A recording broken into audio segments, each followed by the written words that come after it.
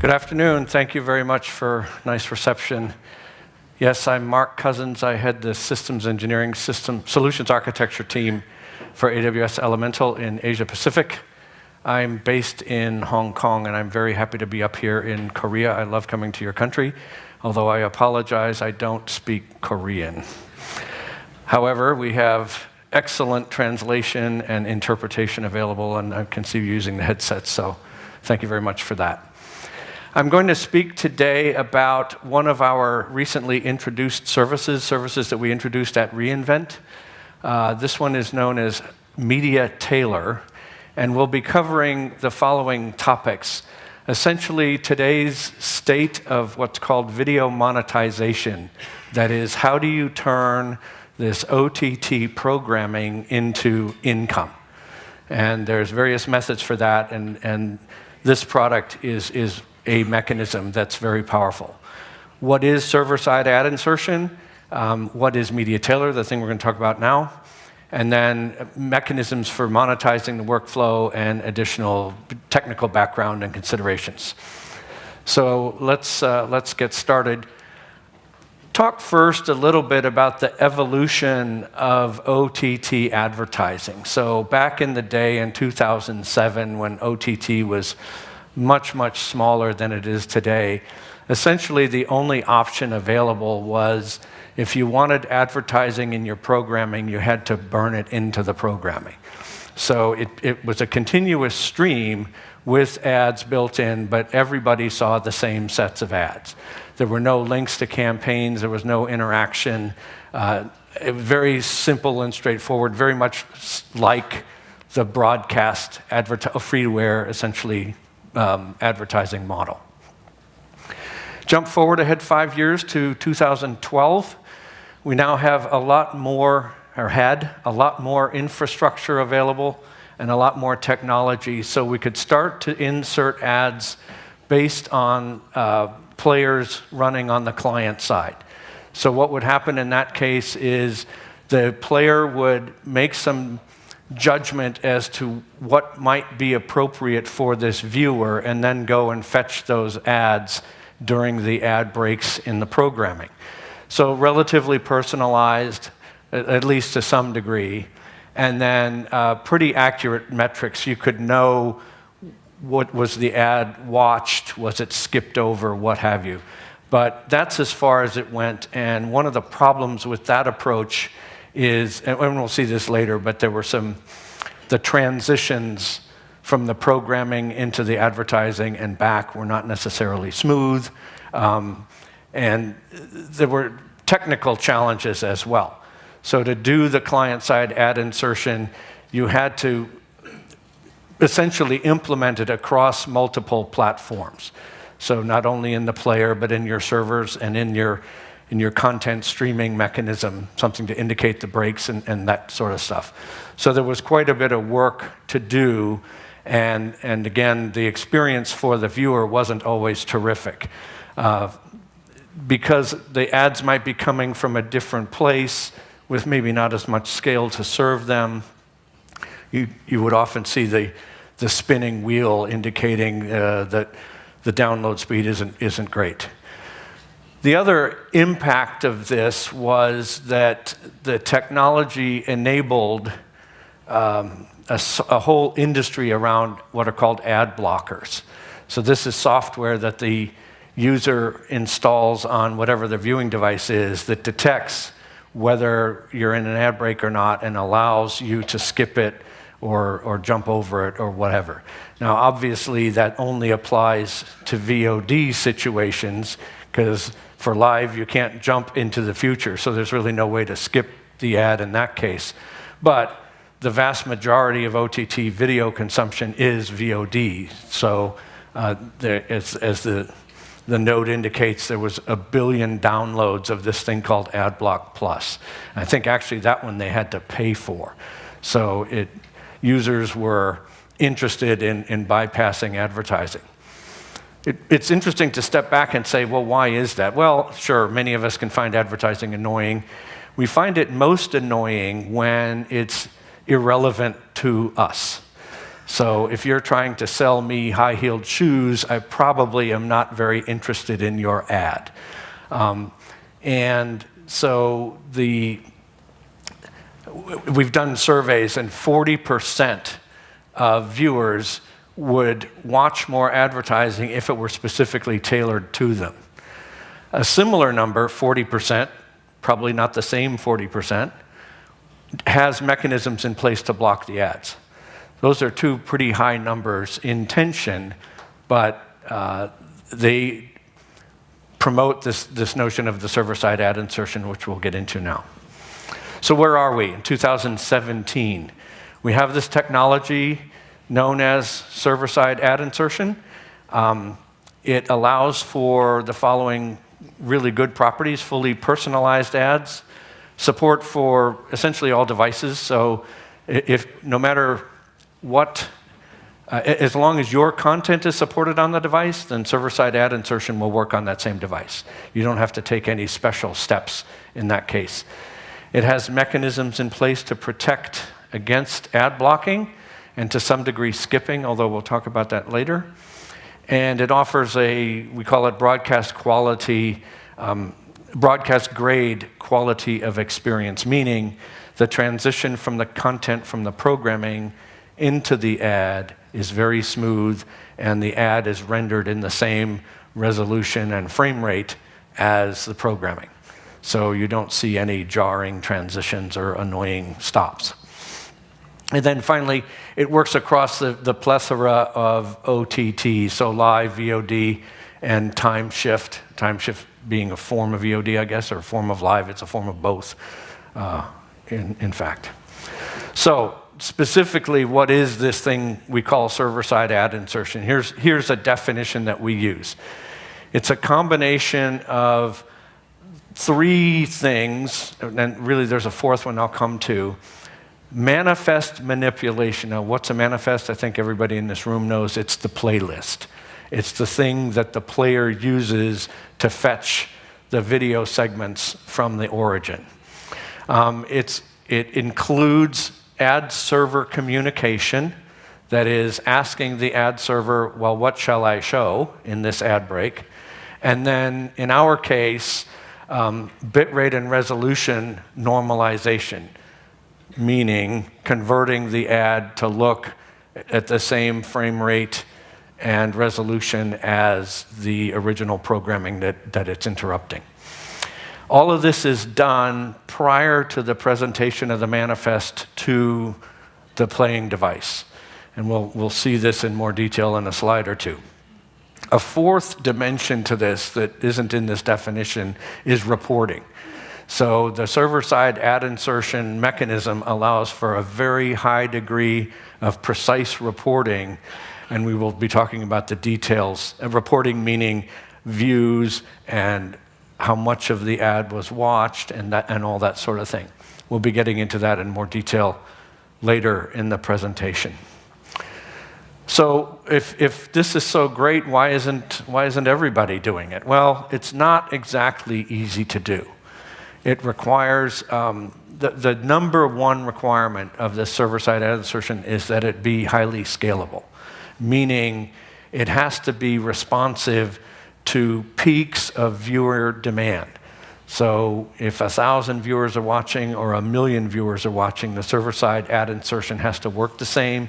It can't disrupt the user experience, and so on. And that scalability is very difficult to achieve unless you're somebody like AWS, where the scale is built into our infrastructure. That's true because these personalized manifests are not cacheable. They're not cacheable because they're personalized. We've created this manifest just for you. We can't reuse that for some other viewer. So that's the thing that drives the scaling requirement. The reporting side, clients need to know that an ad has been played, and there's mechanisms that we will explore to do that, but again, that's something not built into a lot of clients. And then, of course, standards being this wonderful thing, there's different ad standards for different portions of the ad insertion workflow. VAST is one, VPaid is another, and VMAP is a scheduling programming standard as well. Okay, we'll dive now into some technical look at how this is done. So the first thing to explore is this thing called a manifest, and we're going to talk specifically about HLS, although the concepts are very similar for Dash. So we're introducing this is an HLS tag that has been there from the beginning, XX discontinuity, and that tag must precede a segment whose properties are different from the segment before. So things like file format change, number of tracks, like is there more or less audio, timestamp sequence, that third thing is the primary reason to have to introduce this tag into the manifest. And the reason for the tag is to warn the player that the next segment doesn't necessarily follow in exact sequence in terms of PTSs or other timing information, which normally, in that case, the player would interpret that as an error. So if segment A is running and then we get to segment B and its PTS values have a gap, we would say, oh wait, something's gone wrong. But with a discontinuity tag, we're telling the player, ignore that, that's okay, that this is content from some other place. So how does it look in real life? Without any ads, manifests look approximately like this. And I apologize for the line breaks, but you'll see why that's so in a moment. This has 7 segments. The 4.0 in blue indicates the length of the next segment in seconds and decimal. Then you have the URL to that segment. Okay? Now, if you look closely, you'll see that the number in front of the TS is monotonically increasing. It doesn't have to, but meaning these are segments of video that are intended to be watched in order. And so 4-second HLS segments. This is a manifest without advertising. Now, if we go and do burned-in advertising, as it were, where the manifest just has the ads built into it, it would look like this. You would see the top is a 3-second video segment, followed by 1, 2, 3, 4 3-second segments of something else. They're video, but they're not the programming. And you can see from the URL that they're coming from somewhere else. And then they are bounded by the discontinuity markers. So this is how ad blockers work. They see this manifest, and what they actually do is collapse out the ad portion. So anything between the discontinuities, they'll take all that out and then present the resulting manifest to the actual player, right? And so now what the player would play is the first content segment. It wouldn't ever see these advertising segments, and then it would play the next video content segment. So that gives you a feel for what's going on under the bonnet in terms of the manifest when advertising's involved. So we introduced this thing called MediaTailer, which is a great name. It means we're tailoring the media to the viewer. Content personalization, and the customer, that is you all, can implement stitched server-side ad content, maintaining high quality of service, including detailed reporting functions. This results in, number one, what we say better monetization. That's a term that really means you can charge more for those ad segments. And we have people doing exactly that. In other words, the 1-minute segment that you put out there to bid for your advertisers, you can charge more for it because you can say, look, for my viewers, I can give your ad only to the people that actually might buy something from you, and use a different ad for a different collection of viewers. So that's what improves the monetization. The consistent video quality, we've hinted at already. The form of the advertising frame rate and resolution matches the content. We do that by managing just-in-time transcoding. When I get to the workflows, I'll explain that in more detail. And then the reporting is all built in. There's no extra charge or extra things that have to be done to install to enable the reporting function. And then you end up with a lot more control. You can decide when the ads occur. You can decide what gets shown. You can decide the parameters that are used to decide what gets shown to particular viewers and that sort of thing. The result is a better user experience at scale. And at the end of this presentation, we will have illustration of what that scale looks like in a real-life example. Speaking of scale, we have a number of scaling challenges in a product like this. The first and foremost is, as I mentioned earlier, manifest manipulation. So the request would come from, we will talk about this in detail in a few slides when I get a full workflow up there. But in effect, the player asks for a manifest.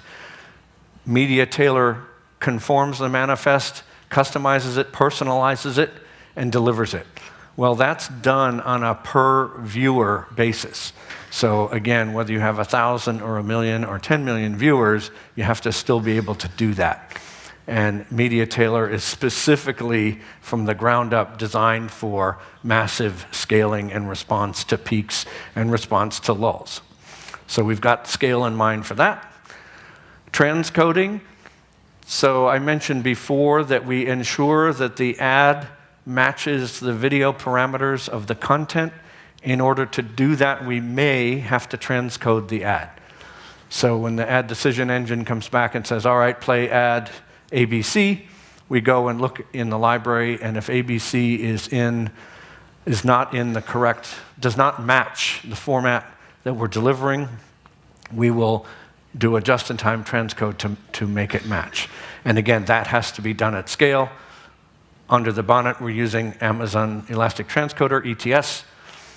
This is not visible to you or to the user. We don't hide the fact, but it's all done behind the scenes. And again, you don't have to manage any ETS or any of that. We take care of that for you. And again, scaling across the availability zones in the same region. And then some customers can deploy across regions if they choose. Whoops, I hit the wrong direction. Finally, transcoding or second to last, transcoding and ad delivery. So this is the nuts and bolts where the transcoding is done, and now we want to be able to deliver the ad. So the manifest has been modified to point to the ad, the player requests it, and then the ad is served out from the origin. Again, completely scalable. In many cases, AWS customers will simply store those ads in S3, and then those will be served out as they're requested from the CDN. Pardon me while my throat is very dry. And then last, I mentioned a number of times reporting. We'll look at this in more detail as to what form the reporting takes, but reporting also has to be done at scale. We have to be able to inform you, the MediaTailer customer, so that you can justify to your advertiser that these ad breaks are worth paying for, worth paying more for. So let's have a closer look at the actual workflow. The first action is the player requests a manifest. So the viewer has said, all right, I want to watch some TV program. The EPG, whatever the mechanism underlying, eventually results in the player requesting a URL from the CDN. When you install MediaTailer, you tell it that, you tell the CDN, you point the CDN at the MediaTailer endpoint. MediaTailer at that point fetches the manifest from the origin, and I'll show you that in a moment. But this illustration here is an example of a URL that would come into the CDN from the player. That there's additional parameters on that URL that we'll take a look at now. We call this targeting. This is the information that allows MediaTailer to do its job. And there's two classes of information that are supplied. One is called custom player variables, and this is information that's specific to that viewer, their customer ID, etc. And it's whatever you decide them to be. None of this is enforced or required by MediaTailer. You determine what these parameters are and what gets passed in from the player. The player will also include what are called session-level variables. These are things like the IP address, the refer, size of the break, that sort of thing. And those are less about the exact customer, but maybe more about location and other information. And the result is a full URL that ends up getting sent to the ad decision server, or the full collection of parameters. So you see the red on the bottom and then the green. That collection gets sent to the ad decision server, and then based on that, the ad decision server decides what ad or ads are to be inserted into the playlist. So that looks like this. You have the original manifest requests. This item 2 here, get template, that is, we fetch the original manifest from the original origin that has generic ad breaks in it, but nothing else. And then we take the information supplied by the player, we format that into a vast request blob, and send that off to the ad decision server at the bottom there. The ad decision server will respond with a XML response, and then we would take several actions. We would locate the creatives, the ads themselves. We would see, are they already cached? If they are, we don't have to do anything else. If they're not, we would need to initiate a transcode step. So we would need to convert them into the format that's needed by the player, that's needed by that viewer, based on the format of the programming. So you can see the blue lines representing some of these data flows. Okay, what happens next? What happens next is we deliver the modified, personalized manifest to the player. Okay, so all we've done at this point is taken this collection of information, asked the ad decision server, what do you want me to show?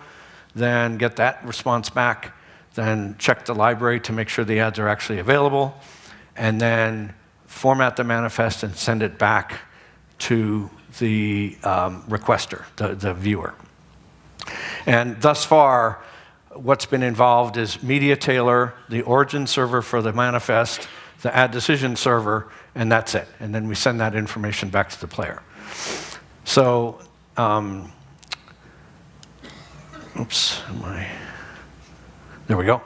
Well, let me back up a second. There. Now, the second part of delivery is where the player has received the manifest and it now needs to start fetching the segments. Where do the segments come from? The segments, the content segments come from the origin. The advertising segments come from wherever you happen to have your ad library. It could be the same origin, it could be a different origin, we don't care. The thing to note here is the blue lines that represent the content delivery part of the data flow don't pass through MediaTailer. So MediaTailer is not involved at all in the delivery of content or the delivery of advertising. Its sole responsibility is the manipulation of the manifest. So, and that's good news, because that means that MediaTailer doesn't have to scale for delivery to multiple CDNs pulling these contents. That's someone else's problem. But MediaTailer doesn't have to worry about that. Okay, so at that point, we now have the information we need, at least for this one set of manifests, to report on it. And we can do two kinds of reporting. server-side or client-side, and I'm going to talk about the advantages and disadvantages of both in the next couple of slides. But you can see here we have reports either coming directly from the player or as a result of actions of the CDN. What that means is that on the server side, we know what we told the player to fetch, and we know what we told the player to show. We don't really know 100% whether the viewer actually watched it. That is the domain of client-side reporting. So the advantages to the server side are you get most of the information that you need. You can get what's called quartile beaconing, a geeky term that means what's the progress through the ad delivery. We delivered 25%, 50, et cetera. And we know, again, delivery, and we know what was requested, but we don't necessarily know the viewer actually watched it. And that means the reporting is probably 90% of what you need, but some people really want to know, did the viewer watch this or skip it? There's also what's called deduplication, which might need to be done. You might get multiple reports for the same request, depending on the way the player asked for it. If the player asked multiple times, you might get multiple reports in this case. The alternative, or really not alternative, addition to the reporting is something we call client-side, and that's code that's added to the player that formats up and passes a vast reporting blob back into the system so that you can know for sure what actions the user took. The user hit pause, the user hit fast forward, the user didn't do anything, just watched it, and those kinds of information. That, again, can prove useful depending on the situation. So that's a note on the reporting. Up until now, I've essentially described the whole of the MediaTailer workflow, how it's implemented, and the advantages of it. I'd like to now spend a few minutes before wrapping up on a real-life example. So the real-life example is something you might detect from my accent that I'm from the United States, and you'd be correct. We have this sport in the United States that we, for whatever reason, call football. It's not the round ball type that the rest of the world plays. It's a spheroid, and we throw it and we run with it, we carry it, but we don't kick it, or not very often anyway. And so I have no idea why we call it football, but so be it.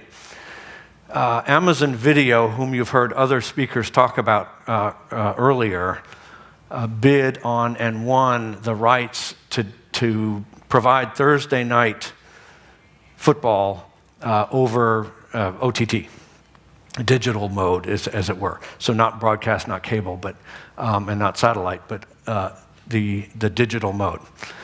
And I forget who was talking. Oh, it was Ben Masick.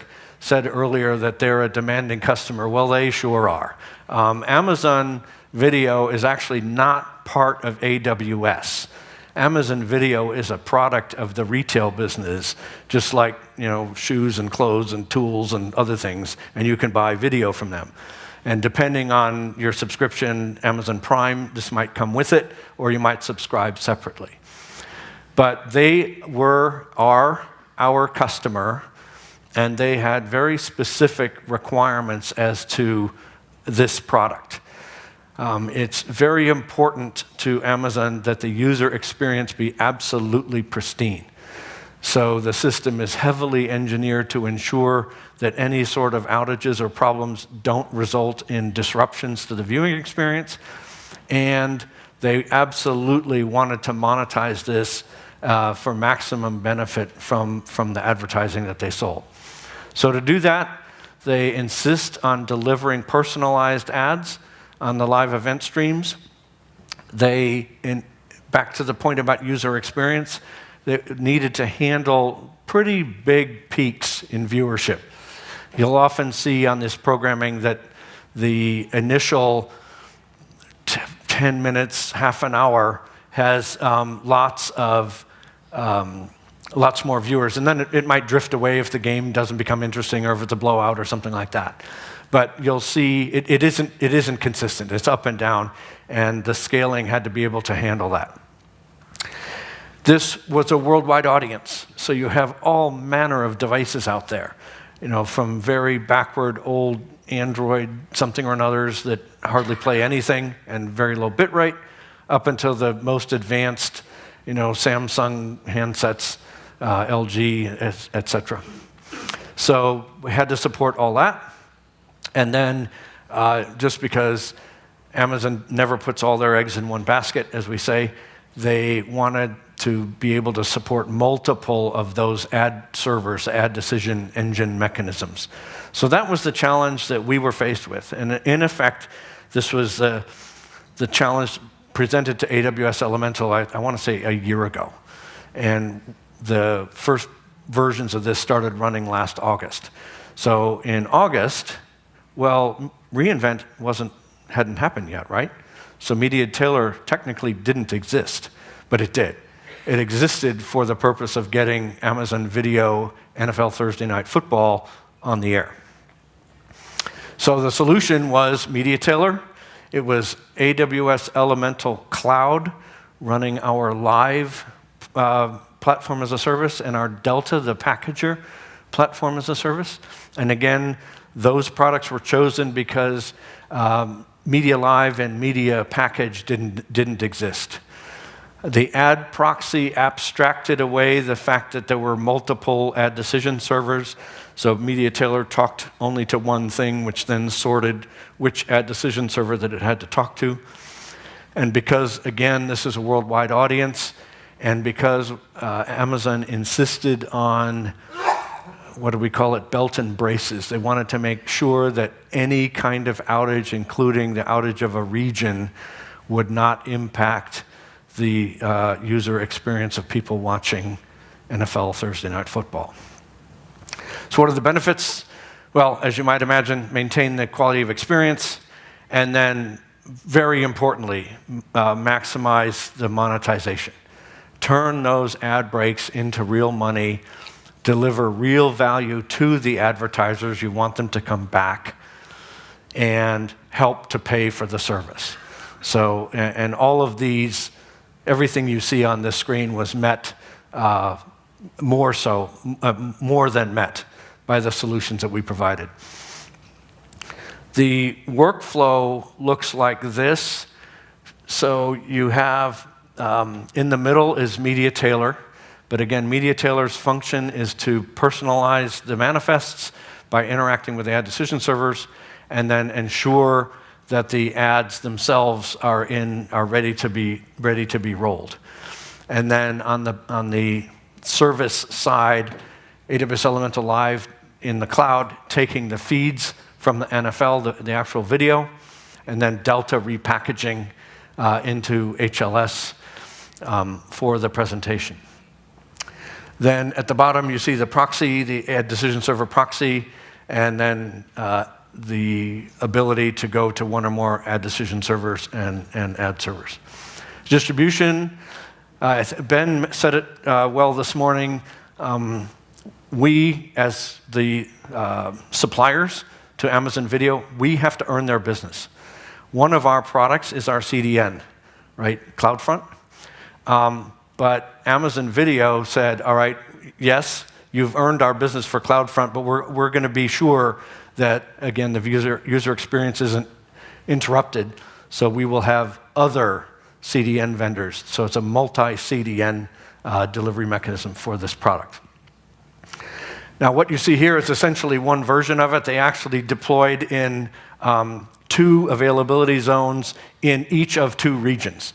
So there were now, and each of those had main and backup. So there were 4 full end-to-end workflows of NFL Thursday Night Football running at any point in time. Okay, I think I've covered everything on this slide. One more before we wrap it up. One more on the Thursday Night Football. Nothing would be complete without trivia. So I mentioned earlier the scalability. We have to be able to support millions of viewers. There were, and it was in the millions. It was a worldwide audience, and I think the initial numbers were 1.5 million and growing to 2. And I'm maybe misquoting some of the numbers, but it's that scale. Six zeros after the digit. There were 120 ads per game. That is a lot of advertising, resulting of about 60 minutes total, because they're around 30 seconds apiece. Global distribution, and I mentioned the ad decision servers already. A fact that isn't on this list is Amazon offered this product with at least 3 alternate language tracks, or 2 alternates. The main track was, of course, US English, would be the commentary from the US networks. There was a British English version where some Brit somewhere was doing the commentary for the Thursday Night Football, and then there was Spanish. There may have been more, but I know about those 3. Then we went and checked. Okay, so what did viewers select when they got the opportunity to select the language? Which one did they pick? The answer surprised me anyway, but maybe it shouldn't. British English. The worldwide audience for NFL Thursday Night Football overwhelmingly chose British English as the commentary track. So I thought that was just kind of funny. So in summary, highly scalable, personalized manifest manipulation. It scales out as needed based on demand.